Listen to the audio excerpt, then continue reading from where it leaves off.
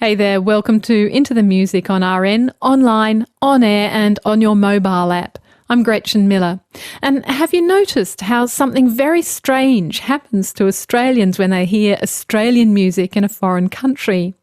They might never ordinarily think of themselves as patriotic, but on hearing some homegrown music, find themselves unexpectedly passionate and sentimental about home soil. Music, it seems, is connected to our idea of who we are and what our place in the world is. And the more globalised and homogenous pop culture becomes, the more important it is to find and hold on to those things, those sounds and songs that seem uniquely ours. This, according to author Craig Schuften, is the key to understanding one of the most misunderstood music happenings in rock history, Britpop. In the third episode of his series Love in the 90s, Schuften sets out to show how the outbreak of Union Jack waving that accompanied the arrival of Blur, Oasis, Suede and Elastica in the mid-90s reflected a sense of deep anxiety about the effects of globalisation on pop culture in general and on rock music in particular. Along the way, he'll ask us to consider what the self-consciously retro style of Britpop has to tell us about the relationship between Gen X artists and the music of their parents' generation, and shed some light on 20-year-old hits like Parklife, Girls and Boys, Roll With It and Connection. What happened when alternative music first came out was authentic. It was a reflection of what was happening at the time, and it had to do with authenticity. So this is the reflection of the authenticity now. We're in the reflection of it. Music means time. The 1990s were It's an alternative. We want to be cool. Love. 90s. Right. An alternative history of alternative rock. This is a story about unpopular music and what happens to it when it becomes popular. It's about a handful of underground or alternative bands from Britain and America in the early 90s who suddenly found themselves in places where those kind of bands were not normally supposed to be. On commercial radio, on national TV, standing on stage in concert halls and stadiums in front of thousands of people. Bands like us don't usually experience that sort of prepubescent euphoria, you know. I've heard a lot of people say that they miss the 90s for exactly this reason. They really like this idea of mainstream radio and TV being taken over by a bunch of scruffy guitar bands with great songs and lots of attitude, and they look around at music today and they don't see that going on very much. But I think it's also a very distorted picture of history. It was less a golden age of pop, as a desperate act of defiance against an all but unstoppable process. Not coincidentally, it wasn't until the mid-90s that everyday people started calling this process by the name we're now familiar with, globalization.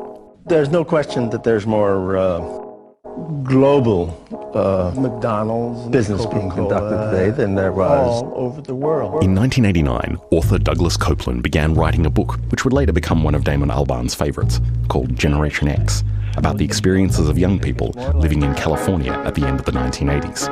At the start of the book, the narrator, Andy, introduces us to his friends by telling us where they're from, and then wonders why he bothered.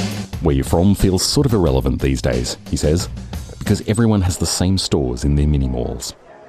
If Southern California seemed a lot like Toronto in 1989, it was mostly thanks to the arrival of what economist Theodore Levitt described in 1983 as the swaggering global corporation. Super brands like McDonald's, Coke and Marlboro, freed from earlier restrictions on global trade by the laissez-faire policies of Ronald Reagan and Margaret Thatcher, who had spread their products, stores and logos over half the world. After the fall of communism in Europe in 1990, they quickly covered the other half. According to comedian Bill Hicks, this was entirely bad news. I heard they put a McDonald's in Moscow, he said. That's something I don't really care for, the Americanization of the world. Hicks gave this quote in London in 1992 at the office of the NME. Just a few miles away, a band called Blur were in the studio, putting the finishing touches on an album, a kind of concept album, whose central theme was exactly this process of Americanization, specifically the Americanization of Britain. After 5 p.m, a Big Mac is only 99p at McDonald's. Singer Damon Albarn felt that his culture was under siege, and he poured this feeling into songs. In this one, Sunday Sunday, he imagined an old war veteran walking around London one day in 1993, seeing Starbucks and Nike logos everywhere, learning, to his horror, that American corporations had done in the 90s what German bombers had failed to do in the 40s: obliterate British culture. Sunday, Sunday, here again, a walk in the park. You meet an old soldier and talk of the past. He fought for us into a war, so the king and he knew it's not a bar. He sings the song and complains every week, but always falls asleep.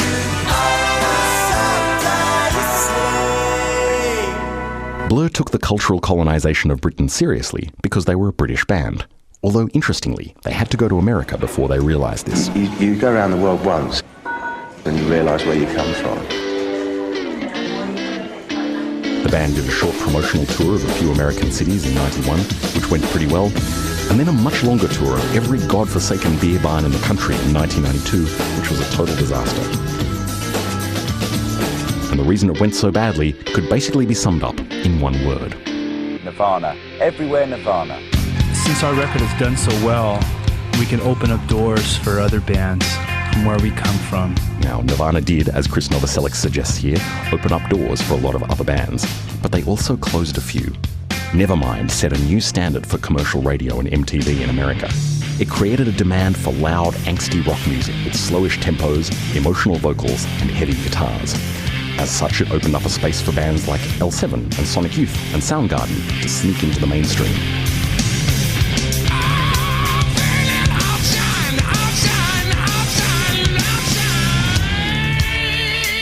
But it spelled certain doom for English bands with fey dreamy vocals and dance floor beats. Record company people went off in search of more regional US bands with noisy guitars and angsty lyrics. Looking for the next Nirvana. And paid no attention at all to Blur, who now seemed very much like last year's thing. And so America rejected Blur, and Blur dealt with this rejection by drinking, and drinking, and drinking. The more they drank, the worse they played. Gigs descended into punch-ups, and as the band's reputation began to travel ahead of it... We've got a reputation for being hooligans on stage. You have a reputation for being hooligans everywhere you go. The turnout of gigs, which was already pretty small, dwindled to almost nothing. But the tour dragged on regardless, a seemingly endless parade of cheap motels, bored faces, and dull freeways. Hello. We're here in a service station on a motorway in a country. It was around this time, in one of these placeless places, that Damon Albarn realised that he missed Britain, and that he missed it because he was British. He began meditating on memories of England, little details like the taste of real tea, the sight of people queuing politely in shops, the sound of radio presenters reading the shipping forecast, or saying goodnight at the end of a news programme. He started writing new songs, little snapshots of life in modern Britain, crammed with observational detail. As the band worked up arrangements for these, they gave their sound a radical overhaul. All those second-hand Pixies and Sonic Youth references went out the window, as did the hip-hop beats. Instead, they went for jaunty music hall rhythms and Beatlesy pop sounds.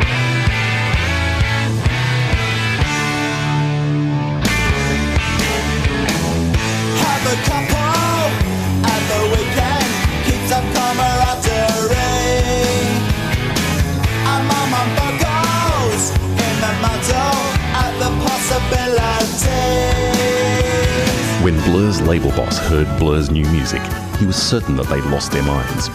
No one in Britain, he thought, wanted British-sounding music. While Blur had been in America, radio and music press in the UK had been taken over by US bands like Nirvana, Pearl Jam and the Red Hot Chili Peppers. And if you wanted to get played, you had to play grunge. He knew Blur would need to adjust their sound to the zeitgeist, and suggested having Butch Vig, the producer of Nirvana's Nevermind, remix their new album. Vig was getting a lot of these kinds of offers at the time. Everybody calls you up and wants you to make them sound quote-unquote alternative when they aren't really an alternative band to begin with. But he never had to deal with Blur, because this time around, the band had no intention of taking their record company's advice. Once you have a vague kind of understanding of way the corporate beast works, you know, you can either work within it or just get off the bus. Get off the bus. You know, I think we've got off the bus really, for the moment anyway. Basically this year we're kind of making an album which I mean, it's the sort of album that we really want to make. Collins who knows the value of mass appeal. He's a pedestrian walker, he's a civil talker, he's an affable man with a plausible plan. Keeps his eye on the news, keeps his future in hand. There could be no question of Blur sounding grungy, because the whole point of the record, according to Damon Albarn, was to kill grunge. This was a pretty unpopular thing to say in 1992, when people were still talking about Nirvana as the most exciting thing to have happened in music in 10 years. Nirvana, it was said, were not just a hit, they were a revolution in the making, the sound of a new generation of young people finally making their voice heard, rising up to change the world. But Damon Albarn was not having a bar of this. To him, Kurt Cobain seemed less like a youth culture messiah than the new, slightly hairier face of Coca-Colonization, an ambassador for the new global brand. McDonald's and Coca-Cola. If America felt like this, then the whole world had to feel the same way. Nirvana. Nirvana.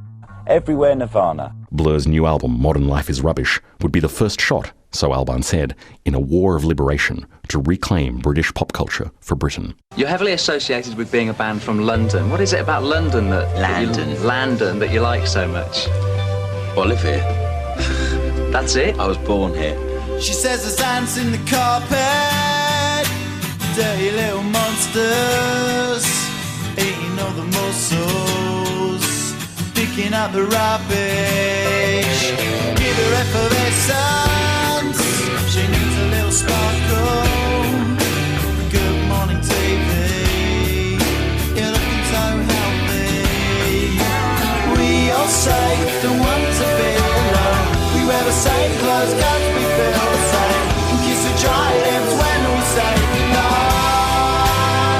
Another century, oh, it's nothing special.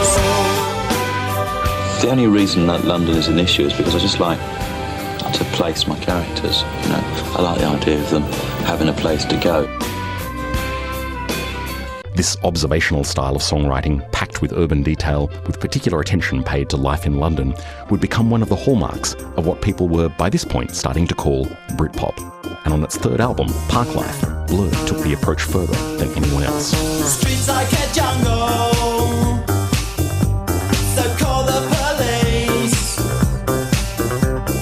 Following the herd down to Greece on holiday. The album's first single, Girls and Boys, followed the exploits of a bunch of English kids on holidays.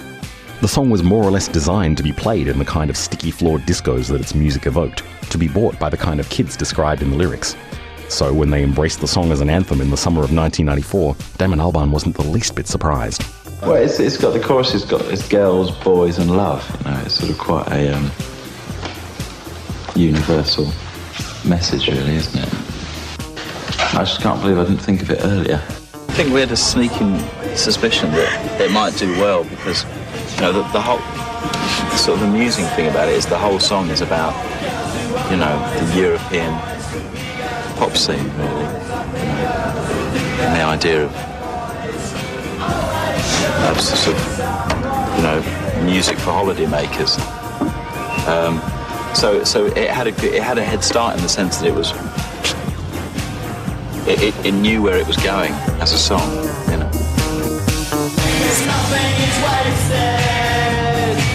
Gratuitous pop music like. This 1994 model Blur wanted the world to know that they were now purveyors of proletarian entertainment, which they did by shooting the promo photos for their new album at the dog racing track. Hello, can I have a fiver on number 1 and a fiver on number 5, please? Likewise, the 1994 model Damon Albarn could be found drinking lager and singing football songs. Do you sing when you're in the terraces? Yeah. Wearing the kind of clothes his grandma would like. Well, you looked nice on telly last night. Because he aspired most of all to be an ordinary man. To be, you know, globally normal. Who liked the same kind of ordinary things that everybody else did. Football, lager, and pop music. All the people, so many people, they all go hand in hand through their life. You know what I mean? By these lights, there was no reason why he or his band shouldn't produce pop music. Pop was for the people, and Blur were all about the people. This gave them a crucial edge over those lonely, tortured aesthetes you saw on MTV, being adored by millions and hating every minute of it. When Kurt Cobain died in April 1994, it was to a large extent because he found it impossible to reconcile mass popularity with indie rock principles. When Parklife was released around the same time, Damon Albarn acted like he did this every morning before breakfast. Does it annoy you that you're a heartthrob? It's not something to get annoyed about, is it? With this kind of talk, Blur effectively invented a new discourse for Britpop, which said that the indie band's outsider stance was a cliched pose, and that the normal, healthy state of affairs was for bands to be entertainers. The British music press, always on the lookout for a new idea, embraced this one with a vengeance. Fed up with faking the scowls, the band were no longer content with the indie tag and had their sights firmly set on defecting to the glitzy world of pop. I think we've always aspired to being a pop band. Well, pop does have a few advantages over indie rock or underground rock, the main one being that it's much easier to tell if a band has made a good pop album or not than the other kind. When you're trying to review or critique an indie album, you need to talk about all kinds of things: emotional sincerity, innovation, and a whole lot more before you can determine an album's real worth. In pop music, it's easy. The more people buy it, the better it is. So, in 1994, it was very easy for the music press to figure out who was the best band in Britain. All they had to do was look at the charts and the ticket sales. If one band had sold more records and had more people at its concerts than any other, that band was the best band in Britain. And that one, the best album comes from David and the Boys. It's Blur's Parklife. You also voted Blur the best indie act, and here to accept the award. In the summer of 1994, it seemed a pretty safe bet that that band was Blur. But by the end of the year, they had some competition. Oasis are being hyped as the best band around at the moment. You're being hyped as the best band around at the moment. Is all the hype true? Yeah. It is? Good. The best band about today on the planet. It's a fact. You know, in ourselves we deserve all the praise that we get at the moment because we write the best songs. To be myself, I can't be no one else. I'm feeling supersonic. Give me gin and tonic. You can have it all, but how much do you want it? I mean, it was you and Blur this year, really. Do you feel you did well? You hold down and you put out a good album? So, our awards are voted for by the kids, so we've got nothing to say about it apart from thank you very much. Yeah, but you won awards from the NME as well. How do you feel about that? About the NME voting you, good best new band, things like that. Do you feel really good about that? Well, it was no contest really. I mean, who else is going to win it? PJ and Duncan. You know what I mean? That's Noel Gallagher of Oasis, being interviewed in 1994. Like Blur, Oasis saw themselves as offering much-needed relief from grunge miserablism. I'm not being arrogant or anything. I think the music that comes out of this place in America is dreadful. They just come out with grunge noise and that's it. I think the people who write songs in England are just a bit too self-centred and tend to sing about themselves and the childhood and their past and how crap their life is. I don't think people just particularly want to listen to records by other people about how bad their childhood was, because that's just boring. Of course the Gallaghers had suffered their fair share of pain. In a way, they were not so different from their US counterparts, children of the 60s, whose lives had been shaped by economic decline, the early separation of their parents, and the tantalising possibility that rock music could allow them to transcend both. But this just made it all the more baffling to Noel and Liam that someone like Cobain, having achieved all of this beyond anyone's wildest dreams, could act like they never wanted to be a rock star. A lot of people get embarrassed about all this success that they get. They go, oh, I didn't really want it. You know what I mean? Of course you wanted it. Yeah. You know what I mean? Because that's what you go out for. You do it. Don't matter whether you're in a band or you're anything, whatever. Liam Gallagher suffered from no such conflict of interest. We just want to be the biggest band in the world. As big as we can be. Today, and that is it, end of story. And we want all the things that go with it. Oh, I want to be a big pop star. I want to do loads of people's heads in because they go, look at him. And I'm going, I'm free to be whatever I choose, and I'll sing the blues if I want. 1994 has been the best year.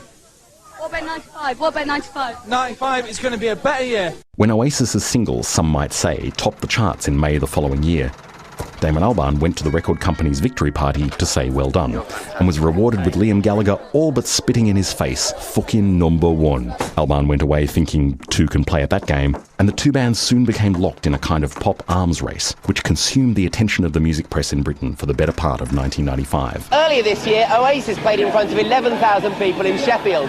Blur have decided to go one better, and tonight they play in front of 25,000 fans here in the East End of London. And they did that, and I suppose we're doing this, so I suppose they've got to do Wembley Stadium next, haven't they? And culminated in a race for the #1 spot on the national pop chart, which seemed important enough at the time to be reported on the BBC Evening News. Two of Britain's most popular pop groups have begun the biggest chart war in 30 years. The Manchester band Oasis and their arch-rivals Blur released new singles today, each hoping to reach the #1 spot. Blur are here, Dave's not here. Will you be quiet? I can't talk. Blur fans could comfortably dismiss Oasis as northern louts playing dumb meat and potatoes rock, and Blur themselves did nothing to suggest that they felt otherwise. When the band appeared on MTV's Most Wanted to promote Country House, they launched into a seasick rendition of its competitor, Roll With It, by way of demonstrating what they saw as the song's basic banality. Is it just two chords, though, isn't it? It's not as complex as your music, is it? Later in the programme, Blur's staunchly vegetarian guitarist Graham Coxon threatened to walk off the show after he saw the leopard skin sofa he was meant to be sitting on. The show's host, Ray Cokes, was quick to set him straight. It's fake leopard skin. Just like this is fake hair and everything. The only thing real on this show are you guys. But this was just the problem with Blur. They lacked reality. Oasis fans liked Oasis because they looked and sounded like the real deal. Kids from a council estate who wanted nothing more than to live their rock and roll dream. They didn't like Blur because they seemed like posers, especially Damon Albarn, whose working class affectations seemed more and more like actors' props. Can I have a fiver on #1 and a fiver I'm a professional cynic, but my heart's not in it. I'm paying the price of living life at the limit. Caught up in the centuries, anxiety. I don't actually speak in a Cockney accent. I do sometimes when I'm singing because I get into character and I sing about characters. But for all their rivalry, the two bands shared one very important idea in common. That this new spirit of competition, this new pop discourse of success, spectacle, and big, bold claims to greatness, reflected a very good state of affairs. Regardless of who won the Battle of Britpop, Britpop itself would emerge triumphant. I think it's good. It's very healthy to have British music being this sort of successful. It's all any of us want, really. It's amazing how a little bit of success makes everything all right. 3 years ago, in the spring of 1992, Blur had embarked on their second tour of America. We'd been there the previous autumn and had been really well received, but this time it was very different. In short, Nirvana. Nirvana. Everywhere Nirvana. America had found a voice and a face capable of expressing its anxiety and self-loathing. An angelic face amongst the shopping miles. If America felt like this, then the whole world had to feel the same way. In short, if you were in a band that was not Nirvana or a diet Nirvana, you were nothing. Well, I think all that's changed now. British bands are no longer embarrassed to sing about where they come from. They found their voice. So for the next 45 minutes, enjoy some of the best music in the world, the new Britpop. There's Elastica, Pulp, Boo Radley, CJ Harvey. Sing along, though the words are wrong, it really, really, really could happen. Yes, it really, really, really could happen.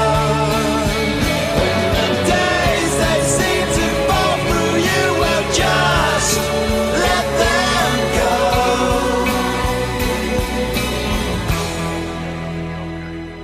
Britain has come back. This is Britain coming back. Do you think the music scene? That's what I'm saying. The music scene in Britain is really good at the moment. Do you feel really, really chuffed about that? I'm going to say, I think my band in particular are the greatest band in this country, but I think that England and Britain now has at least a dozen really, really, really great songwriting bands. Noel Gallagher, high as a kite, being interviewed at the 1994 MTV Awards. The woman with the microphone is Donna Matthews, who played guitar in Elastica, whose self-titled debut album would go on to become one of the biggest hits of 1995.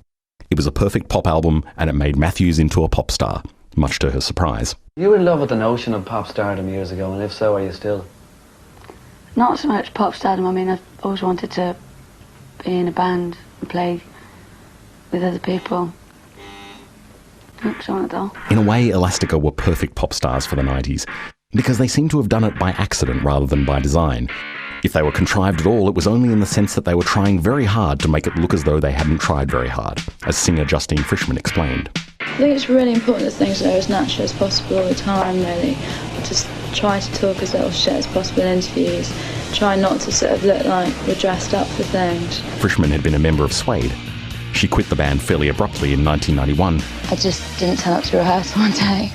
And began putting a group of her own together a few months later. She found guitarist Donna Matthews through the auspices of the Weekly Music Press. Melody Maker, an advert. So Melody Maker, you put out an announcement and saying, we're looking for another guitarist. Yeah. As is usual with that sort of thing, Frischmann included a list of the band's influences, a list of uptight British post-punk bands of the late 70s and early 80s, Wire, The Fall and The Stranglers. This was the kind of music that Frischmann listened to at home with her boyfriend Damon Albarn of Blur.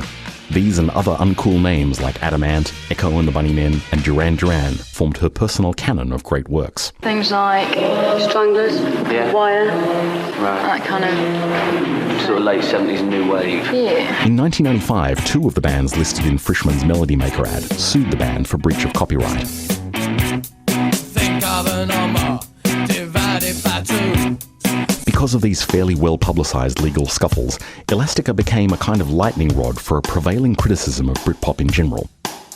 That the whole movement was incurably retro. The success the Beatles enjoyed in America may so far have been elusive for Blur, but comparisons with the Fab Four continue. Blur have been accused of being nostalgia vultures themselves, harking back to early 80s bands like the Jam and Madness. What do you think about people saying that it's a nostalgia band, even... I think in the 90s it's very hard to make music that isn't self-referential if you're making music with a classic lineup, you know, drums and bass and guitars. Here, Justine Frischmann is describing a problem which seems quite familiar to us now, but which in the 90s was quite new. That is, the feeling that nothing was new. I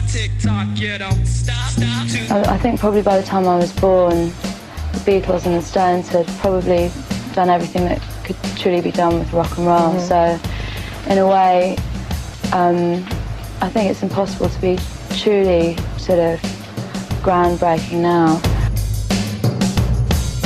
Modern life is rubbish. It's quite true, really, isn't it? This feeling reflected a simple and shocking fact that rock and roll and youth culture itself had gotten old. What do you think of the current state of young rock and roll today? Oh, I think it's a problem because rock and roll is getting older and older. You know, for me, are the 60s the only real rock and roll, and you only can try to copy it.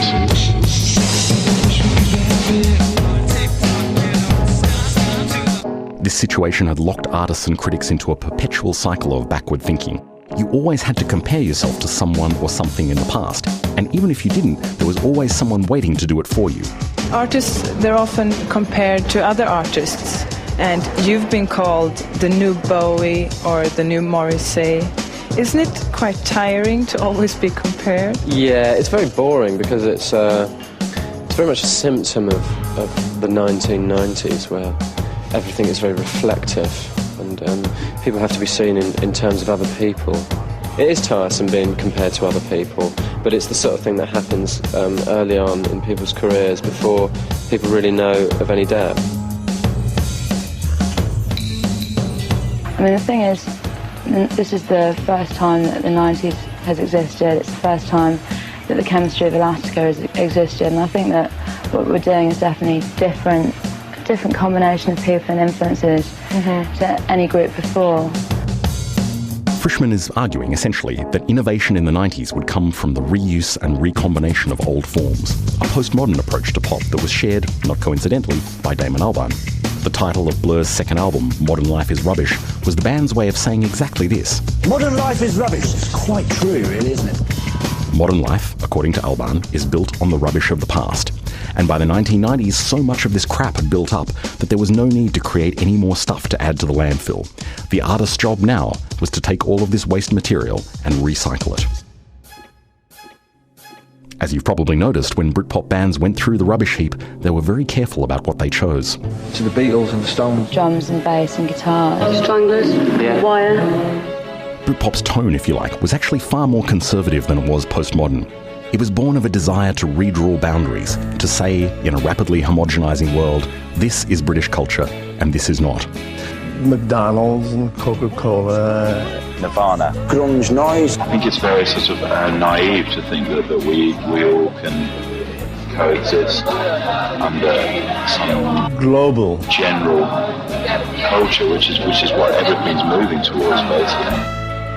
It's very telling, I think, that the idea for the genre was born in the back of a tour van as a result of a feeling of homesickness. I think for us it's just the fact that we've done so much travelling that I think everyone comes to the same conclusion that they do definitely belong to a culture.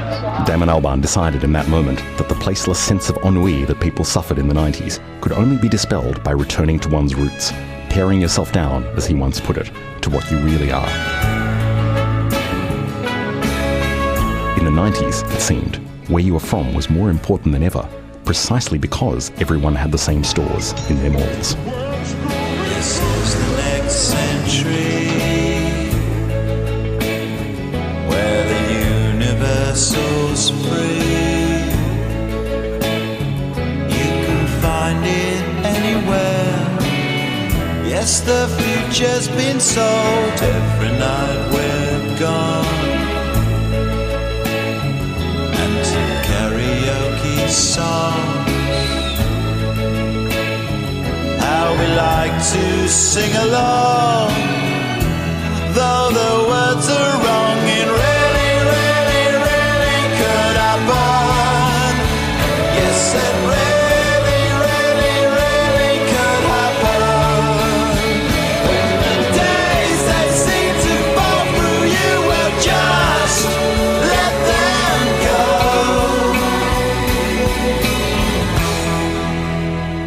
Craig Shufton there with the third of his 6-part series, Love in the 90s. And Craig will be back next week when he explores the term alternative rock.